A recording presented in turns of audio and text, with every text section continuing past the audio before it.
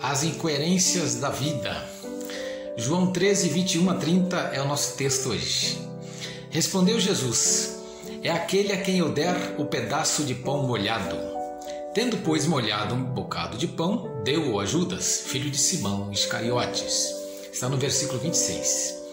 A pequena partícula se é a palavra mais fraca da nossa língua. Frequentemente ouvimos pessoas dizerem se eu pudesse, mas a verdade é que não puderam e tragédias aconteceram. O sol, sabemos, nutre as flores, fazendo-as crescer, mas ele também faz as ervas daninhas crescerem e a terra se estorricar. Judas estava perto do sol da justiça e exteriormente era um discípulo, mas interiormente era um verdadeiro diabo.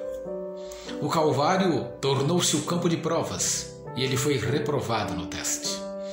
Ah, se ele tivesse agido de forma diferente. Havia uma evidente incoerência em sua vida ocupacional, nós percebemos. 6 dias antes da Páscoa, ele se encontrava numa casa em Betânia.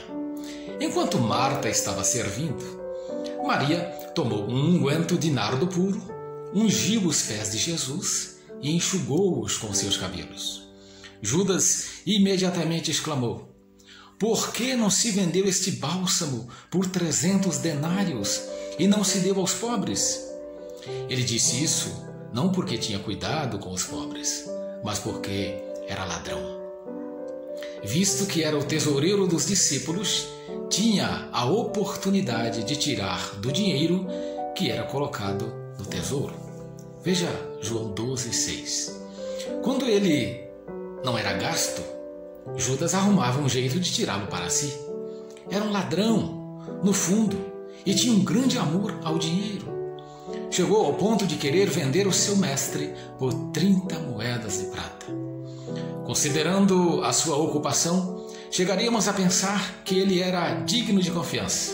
Porém, na verdade, não era esse o caso. Ele era incoerente em sua vida ocupacional. Havia uma evidente incoerência em sua vida social. Jesus sabia que alguns de seus discípulos, embora se tivessem associado com ele, ainda não criam. Ele até sabia que um de seus companheiros iria traí-lo. Veja João capítulo 6, versículo 64. Uma atenção aparente não significa que existe uma afeição intrínseca. Parece quase incrível que alguém que colocasse a mão no prato com Jesus seria a pessoa que iria traí-lo. Infelizmente, essas incoerências ocorrem o tempo todo. Havia evidente incoerência também em sua vida espiritual. Havia em sua vida um quarto vazio que, quando deixado sem guarda, era um lugar em que Satanás podia entrar. Se Jesus não for o Senhor de toda a nossa vida, na verdade, Ele não é Senhor de nada. Quando Satanás assumiu o controle, os passos em direção à queda se multiplicaram e se apressaram. Veja a declaração bem descritiva. Saiu logo e era noite. Versículo 30. Quando Judas permitiu que fosse quebrado aquele vínculo estreito de comunhão entre ele e Jesus, a noite encobriu a sua vida. Quando nos afastamos de Jesus, afastamo-nos da luz do mundo. Será que as pessoas veem em nós o que esperam encontrar? A nossa profissão de fé como crentes lança o alicerce para as expectativas diárias em nossa vida profissional, social e espiritual. As incoerências só podem ser removidas na medida em que nós nos submetemos ao senhorio de Cristo. Precisamos permitir que Ele esteja no comando. O fato de Judas falhar nesse sentido colocou-o no caminho para ir ao seu próprio lugar. Atos 1, 25.